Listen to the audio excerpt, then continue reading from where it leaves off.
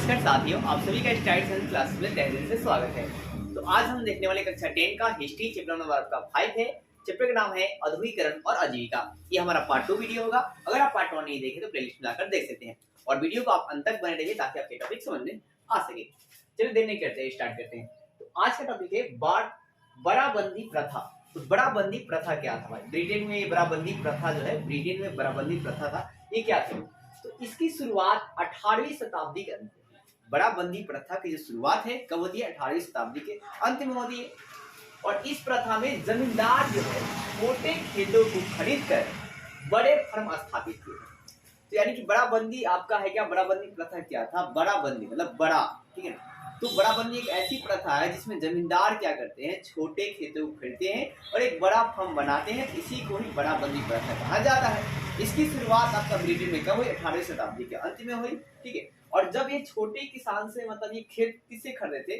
छोटे किसान से खरीदे थे। अब ये जो किसान से जो खेत को खरीदे थे, तो जो किसान है ये आपके पास भूमिहीन हो गए, मतलब उसके पास भूमि अब नहीं रहा, तो वही आपको शहरों के तलाश में जो है व्यापार किए जो किसान निकलते हैं। तो सवाल आपका ये आ जाता है कि जो गरीब जो है या श्रमिक जो लोग होते हैं, जो मजदूर होते हैं, वो किन परिस्थितियों में शहर जाते हैं?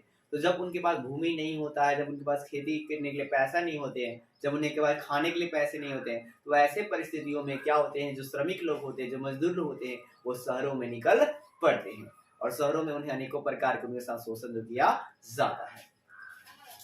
इसलिए कहा जाता है कि वक्त रहते ही हमें संभल जाना चाहिए और पढ़ लेना चाहिए। तो बराबंदी प्रथा आपने समझ गया कि बराबंदी एक ऐसी प्रथा थी जिसमें क्या करते थे कि मतलब जो जमींदार होते थे वो छोटे खेतों को खरीदकर एक बड़ा फर्म बना देते थे। इसे बराबंदी प्रथा कहा जाता था और इसकी स्टार्टिंग जो है 18वीं शताब्दी के अंत में हुई। और अब देखिए, अब ये जो है ना, किसान क्या कहते हैं, बड़े जमींदार थे ब्रिटेन के, व्यापार करना चालू किए। तो व्यापार स्टार्टिंग में जो है ना नदियों से किए। किसे स्टार्टिंग कैसे किए? नदी, पलहागी स्थलों से किया गया, ठीक है, छोटी छोटी गाड़ियों की सहायता से स्थलों से। उसके बाद क्या, नदियों के माध्यम से, छोटी नदी के माध्यम से व्यापार किए, फिर समुद्र के माध्यम से व्यापार किए और आगे चलकर रेल मार्ग से भी इन्होंने क्या किया? व्यापार किया। और जब रेल मार्ग से व्यापार किए तो उन्होंने उपनिवेश, दूसरे देशों को उपनिवेश बनाना भी चालू कर दिया। जैसे ब्रिटेन ने क्या किया, अब इंडिया को भी बहुत बड़ा उपनिवेश बनाया। मतलब उपनिवेश बनाने का मतलब ये है कि उसने अपना इंडिया पर उसने क्या किया? इनडायरेक्टली कब्जा कर लिया। जहाज रानी उद्योग में अग्रणी देश क्या था? ब्रिटेन था। मतलब जहाज रानी, मतलब जहाज से उद्योग के व्यापार में आगे कौन चल रहा था? तो निवेशवाद क्या होता है? तो दोस्तों है क्या कि जब एक कंट्री दूसरे कंट्री पर आपका कब्जा कर लेती है तो उसे उपनिवेश कहते हैं। क्या कहते हैं? उपनिवेश कहा जाता है। क्या सुना आपने कि जब एक कोई कंट्री दूसरे कंट्री पर कब्जा कर लेती है, अपना वर्चस्व स्थापित कर लेती है, तो उसे उपनिवेश कहा जाता है या उपनिवेशवाद कहते हैं। तो आपने देखा क्या, जब एक कंट्री के द्वारा किसी दूसरे कंट्री पर कब्जा कर लिया जाता है तो उसे उपनिवेशवाद कहा जाता है। याद रहेंगे कि एक कंट्री दूसरी कंट्री पर क्या करती है? कब्जा कर लेती है। जैसे ब्रिटेन क्या किया, भारत पर क्या कर लिया था? कब्जा कर लिया था और अपने तरीके से जो मनमानी का में जो क्या कर रहा था, किसानों के साथ टैक्स ले रहा था, मतलब अनेकों चीज पर टैक्स लगाता था और अपने उधर से जो वस्तु लाता था उस पर टैक्स नहीं लगाता था और इधर से जो वस्तु बाहर जाता था अपने इंडिया में लेकर उस पर क्या था? ज्यादा से ज्यादा टैक्स को लगा देता था, मतलब मनमानी करता था। ऐसी चीजों को उपनिवेश कहा जाता है।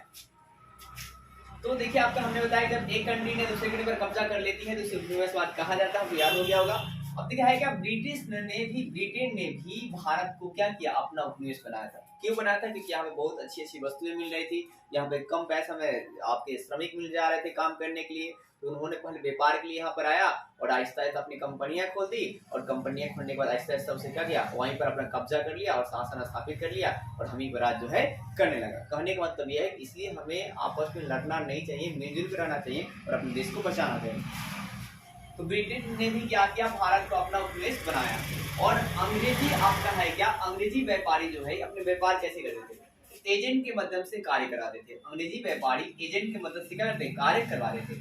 और इस एजेंट को गुमास्ता कहते थे। एजेंट क्या कहते हैं? गुमास्ता कहते थे। एजेंट क्या कहलाते थे? गुमास्ता कहलाते थे। आपने क्या देखा, जब एक कंट्री दूसरी कंट्री पर कब्जा कर लेती है उसे उपनिवेशवाद कहते हैं। और ब्रिटेन ने भारत को उपनिवेश बनाया और ये अपने व्यापार को काम कराने के लिए क्या करते हैं?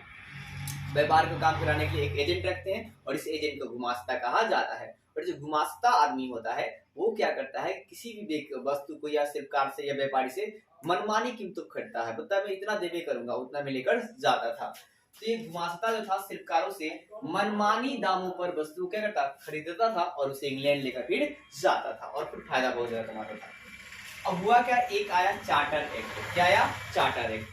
तो चार्टर एक्ट जब आपका आया, पूछ लेता है कि चार्टर एक्ट भाई साहब कब लाया गया, 1813 में लाया गया। कब लाया गया, 1813 में। ये बहुत ही इंपॉर्टेंट पॉइंट है, आप याद रखेंगे, इंपॉर्टेंट ऑब्जेक्टिव है। चार्टर एक्ट कब आया, 1813 में आया। किसने पारित किया, ब्रिटिश संसद के द्वारा पारित हुआ। किसका पारित किया जी, ब्रिटिश संसद ने।